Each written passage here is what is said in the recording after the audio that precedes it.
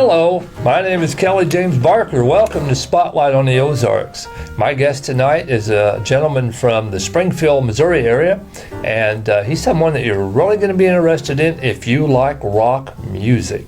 So don't you go away. Come back right after these messages, and then I'll tell you who my guest is.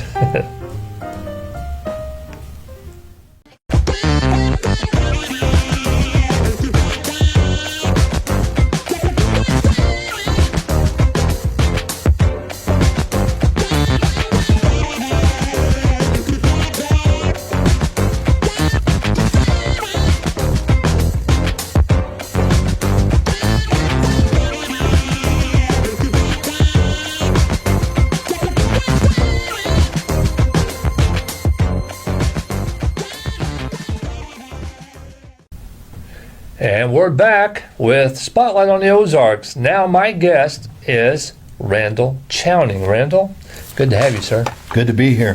First, I got to tell you, like I always tell everyone, everybody already knows, 'cause I do this every show, you can't move around too much in the chair because it squeaks. It's a cheap show. And so we're cheap here. And we have a cameraman, and he's cheap. Isn't that right, Mike? Well, so am I. So. Oh, well, this is great then. Well, anyway, let me. I know how to sit still. I don't. I have trouble sitting still. But Randle Chowning. Now, a lot of people already know who you are, but for those who don't know who you are, they will. They'll know exactly what you've done when I say you founded a rock band. Yes, group of songwriters from Springfield, Missouri. That came to be known as the Ozark Mountain Daredevils, and I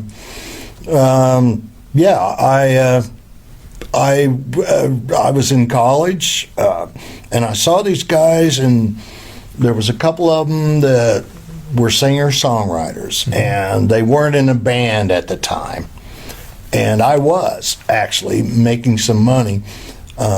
I told you earlier that I'd worked in Joplin in a club band down there, and it was great.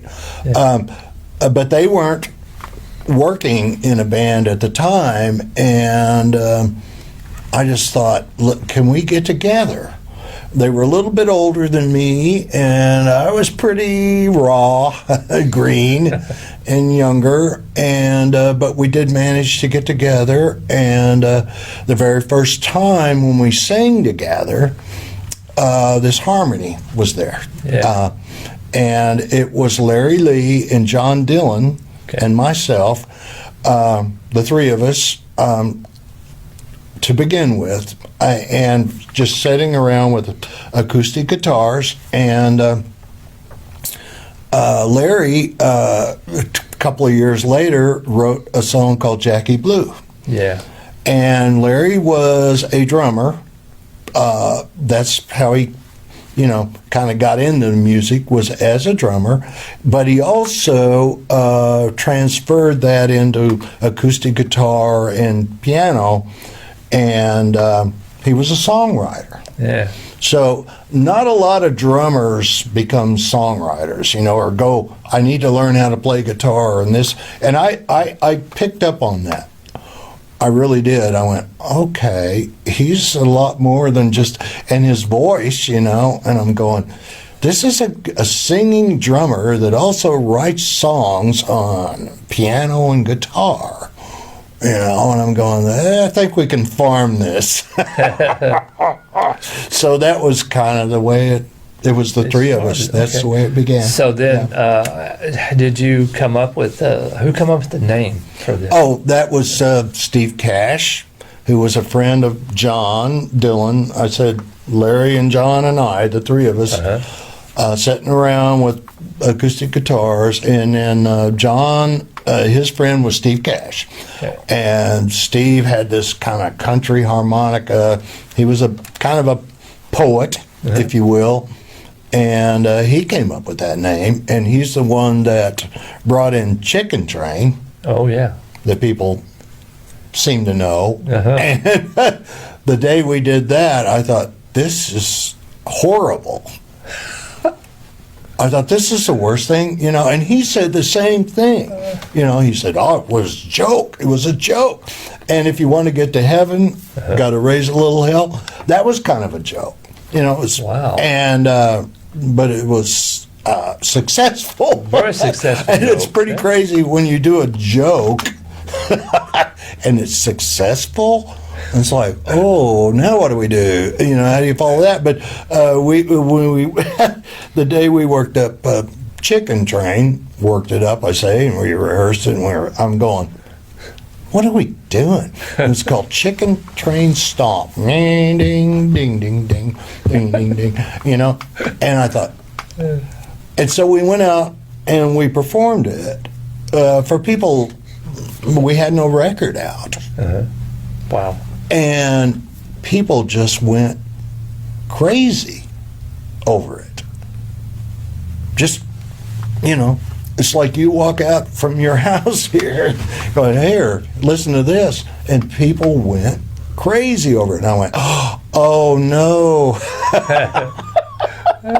We're stuck with this. Yeah. But I mean, it's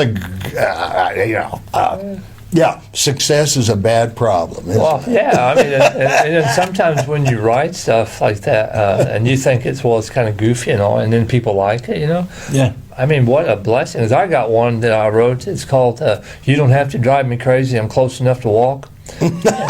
And but nobody cares. I don't even think they like it. But I sing it anyway. They have fun with it, but wow, I'd love for it just to go big. I remember Chicken Train on. You were playing a few years ago, and I got to film this, and this was up at Rick Vaughn's. Vaughn's, yeah, in Greenfield. Yeah. Greenfield, and you don't remember this probably, but you started to do Chicken Train, and a train was right there on the track. Went by. You remember that? Yes, I do. You couldn't have timed that any better if you'd have tried. That was great. So Jackie Blue was written by Larry Lee, who was the drummer. Again, sometimes he came off the drums, and somebody else would go back there and kind of keep a little bit of a beat. Right. But Larry was a songwriter and played guitar and piano to write songs. Yeah. It's hard to write a song on a drum kit. Yeah, would be for me. Unless you're a rap artist or something. You know what I mean? He's back there. So he learned, and it was great.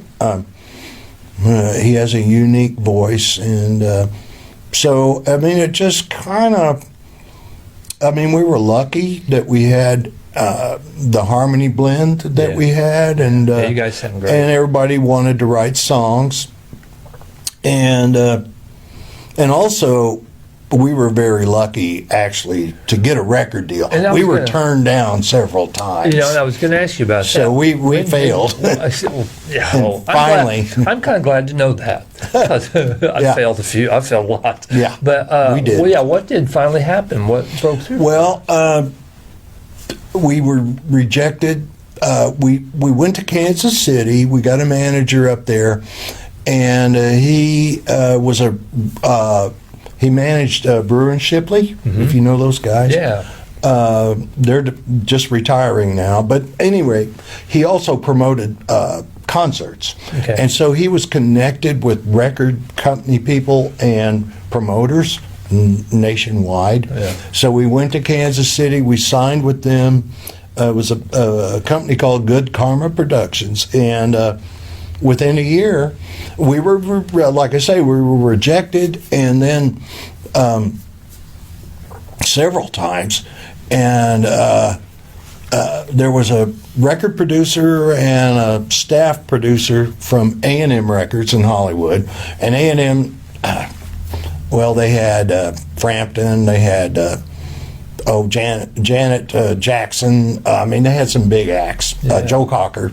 Wow. At any rate, their staff producer and a guy from England came to hear us, and they didn't really like it, but we got together with them after the show in Kansas City and sat around in a room with acoustic guitars, and he went, okay, we'll do it.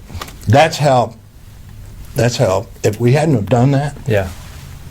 Ozark Mountain Daredevils. Yeah. You may have never seen them. yeah, you never know. Oh, Yeah. I know. So that's how it turns on just a whim. Yeah, and it is. That's how it happens. So, okay, we got to go to commercial, but we're going to be right back with Randle Chowning, and we're going to talk more about Randle, the band, and some of the songs. Be back right after this.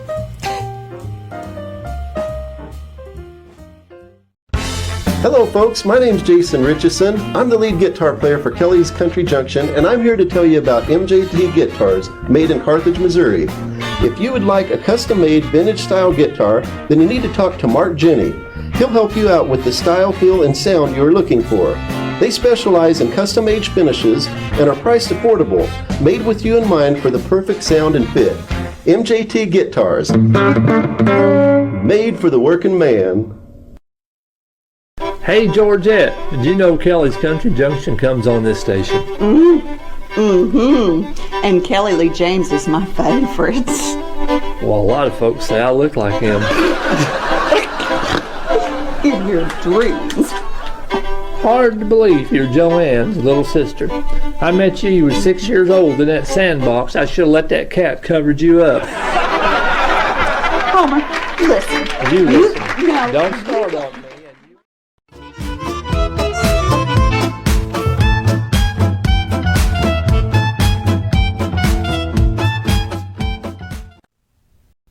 And we're back with my guest tonight, Randle Chowning. When we left, you had just said that you guys almost didn't get a record deal, but then you did. And now, tell me about the songs. You said Jackie Blue was written by Larry Lee. Who wrote Chicken Train? Is that a bunch of you guys? Steve Cash. Steve Cash. Who was the harmonica player. Okay. Kind of had his own little country style with it. And yeah, he brought that in one day, and we all kind of went, okay. It was pretty easy. Yeah. You know, it was called the Chicken Train Stomp. Then that was reduced to Chicken Train. There are no chicken trains, actually, if you think about it. I mean, know what it means, but it was a great song. I mean, there used to be, semi-trucks with turkeys. Well, what they used to do here for like when we would have it on when we'd play it like on jukebox, we had on jukebox. Yeah. People would get up and do this line dance thing. Yeah. And one after another going down. This deal. Yeah. So that should have caught on because I don't know about you, and you probably didn't play cover stuff like I had to because you had your own stuff. But back in the day when I was playing, we had to play that "Don't Tell My Heart." Oh, I had. Oh, yeah, Billy Ray. Oh, my gosh. Yeah, they all wanted to line dance to that, and I got so tired of that song. My Achy Breaky Heart. Oh, don't even mention it. Yes. See, let's go back to good.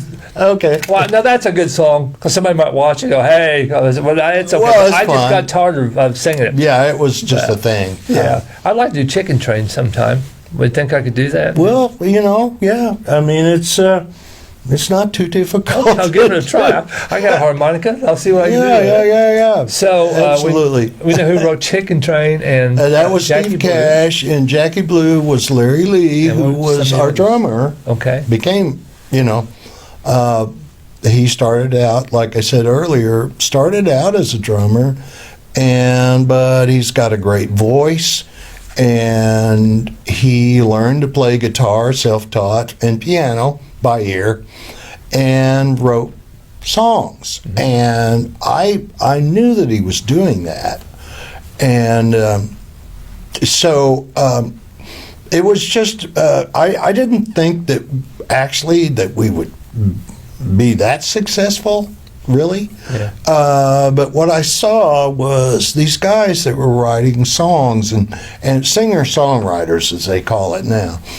And, Springfield is still not that big. And these guys were kind of like seniors, like me being a freshman. Uh-huh. And so it was a little difficult for me to kind of come in there and go, hey, guys, and I was pretty raw, as I could play some blues guitar and a little bit of country guitar, and I could write a little bit, but I really wasn't as experienced as they were. So I would equate it to like a freshman in high school playing with seniors on the basketball team. Okay. Like going, hey, I can do this. I'm with you. We can do this. Except it was music. Right. And so, we barely held together. Like I said earlier, we were rejected, and we managed to get that record deal, and that was the whole thing. Singer-songwriters, it wasn't so much that we were a band that we're going to rock you out, you know what I mean? Mm-hmm. Or jam and all that. We were singer-songwriters that supported one another and appreciated. I appreciated every song, and they gave me the good grace to appreciate my raw songwriting and playing. So we just propped each other up as songwriters. Okay. Well, that's what it was. That's exactly what it was. And it showed that you guys all had that talent in those areas. What about the song "If You Want to Get to Heaven"? Who wrote that? Steve Cash and John Dillon. Okay. This was early on. Steve came in, like I said earlier. It was Larry Lee and John and myself, the three of us, kind of an Ozark Crosby, Stills and Nash, kind of. But we had this harmony. We sat around. We played. We got together for a few weeks, and then John said, "Well, we ought to have Steve Cash come in here and play a little harmonica and bring his thing in."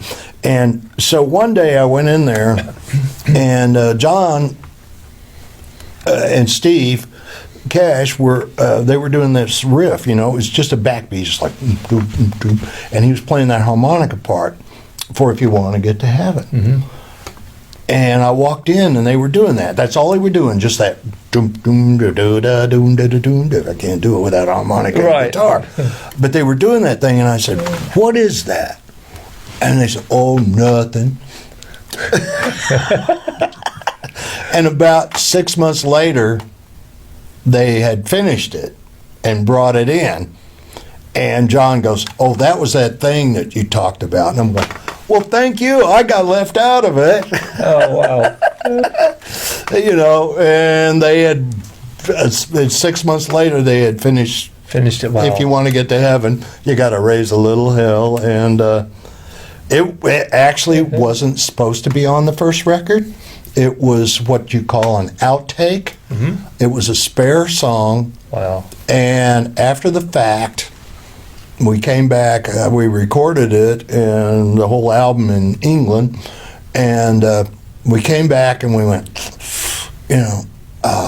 let's put that on there. And so it was just kind of I know we did it only 3 times. Wow. In the studio. I know we did the track 3 times. Now we got some off over here is Randall's manager and wife. So what was you telling Randall? So he sang it. Oh, I You sang sang it. it. Yes, Yeah. I sang. Yeah, It so fell to me to sing it. You yes. left that out. I forgot that. Yeah. Because they wanted to keep it in that key. Okay. It's in C, and blues harmonica is played in what they call cross keys. So if you're playing guitar in C, you're playing, doing harmonica in F, and it's a real high scale. Okay. And it just makes that sound. Yeah. And those guys couldn't sing it up there. I know. Okay. Yeah, okay. And so, not only did I get cut out of the song, then I got stuck with singing it. Well, that kind of come out good, okay, yeah, this is what you liked. And, okay, you sing it. And I never made a dime on it. Oh, man. Hardly. I'm Well, serious. We jammed to it a lot, so we No, it's didn't a know fun that part. song. So, yeah. It's a fun song. Gets people out of their chairs, you know. Yeah, it's cool. It has that rhythm. I Yeah. was telling somebody here a while back, I said, Ozark Mountain Daredevils, and they're not from that era. They're kids. And I said, well, I never heard of them. I said, oh, well, you got to hear one. So we pulled it up on YouTube, and that was the song I pulled up, and they're like, wow, that's a cool song. I said, we had a lot of cool songs back then, yeah. When you first got together, there was three of you. How many ended up, or at least while you were there, in the group? How many did you end up with? How many did you have also when you went and recorded in England? Those actual members? 6. Okay. Yeah. Okay. Then you come back, and that was in 71 that you recorded? Actually, it was summer of 73. 3, okay. And by fall of 73, it was on the radio. If You Want to Get to Heaven was not the first single. Okay. It was the second. But it still got radio play. It broke out of Texas. Oh, Somebody in Texas started spinning it. wow. And in those days, you could have breakouts. Now it's all syndicated, more Right. or less. Yeah. You don't have regional breakouts Yeah. like you did then. And somebody, a DJ in Texas, started playing it, and then it spread. Yeah. Yeah, It spread all right, because, yeah, it did. I was a kid just not too far from here, man. Our radio, I remember the first time I was in the car, and Jackie Blue is the first thing I heard. It come on and said Ozark Mountain Daredevils. They didn't tell the band, they just had the song, and then they told the name of the band. I go, well, I remember that. Then I heard some other stuff, and I'm like, man, I like these guys. This is cool. So we're going to have to go to commercial here in just a minute, and we'll come back with a wrap-up. I want you to tell folks how they can get a hold of you if they want to buy any of your CDs, and stuff. And however, I am kind of saddened because we were talking, and you said that you were thinking about you're writing a book. Yeah, I've started. That's not why I'm sad. I was trying to say I'm sad because you're going to quit kind of playing so much. But anyway, tell us about your book before we go to commercial. Well, it's about my life. Okay. It's not about music so much. I mean, that's going to be part of it. Uh-huh. But I think my life has been interesting. I grew up and born in south central Missouri in Howell County, next to the Arkansas line, and moved to Springfield when I was 9 years old, that summer, 1959. And I thought it was the end of the world. I thought, oh my gosh, this is it. And Little did you it know. actually was a good thing. Yeah, little did you know, because if you hadn't done that, you'd never met these other fellas. And That's all right. this That's together. right. See, you said something about you guys were singing your kind of the songs you didn't think would go, I guess, is how I take it. That's what I've been doing wrong. I've never been successful. I tried to put my good ones out. I got to sing the bad ones. That's it. We're going to commercial. I've got it figured out. I believe Randle Chowning has something for me. I'm going to make it yet, Nashville. I'm coming back. And we'll be back right after this message. I was in Nashville. I didn't care. I'm Tom Carter with Ozarks Public Television, inviting you to watch Ozarks Watch Video Magazine. Now, don't confuse me with Kelly James and his program, Spotlight on the Ozarks. We look nothing alike. We are no way alike. But let me invite you to watch Ozarks Watch Video Magazine now in our 20th season. You can watch it on Ozarks Public Television Sundays at 1:30 and 2, and Thursdays at 9 and 9:30. That's on Ozarks Public Television. Or visit our website. You can see any of the episodes anytime at www.optv.org. Thanks a lot, Tom. I'm not even on the camera. It's Fonzie. Hey, Fonz. Did you watch Kelly James in the 70s review show? Oh, yeah. No, it's Hey. Hey.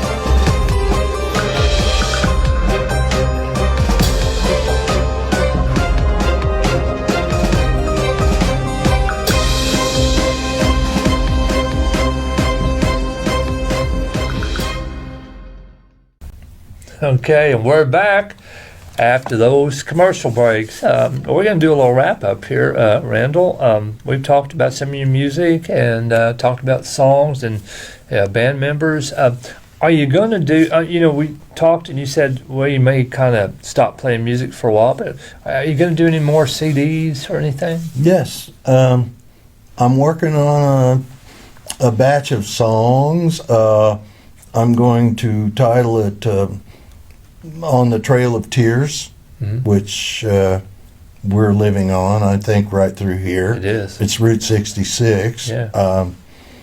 And so I've got that pretty much. I have to record maybe some of it's already been recorded from the past, but I have to do maybe 2 or 3 more songs to get that together. And then I want to do a blues record or CD rather, because I grew up listening to that actually. And that's where I gravitate as a guitar player. I gravitate to that. And those 2 things, maybe an instrumental CD, but nobody buys CDs anymore. So, at any rate, so I've got about 2 or 3 more things I'm going to do. And I want to put a blues band together this coming fall and winter. We'll see if that works. But, then you're going to have to go and do some shows so you can sell your CDs. See? There you go. And you need to call me because I want to be in on this. I don't care. Listen, you can do me like the Beatles did that one guy. Put me in the back, turn my guitar down. I just want to be in the band. I'll stick my head out going, I'm here. Yeah, you got it. Randall, it's been good to have you on, man. Absolutely. I appreciate you. My pleasure. Next week, we're going to have your wife on. Okay. Janie Chowning.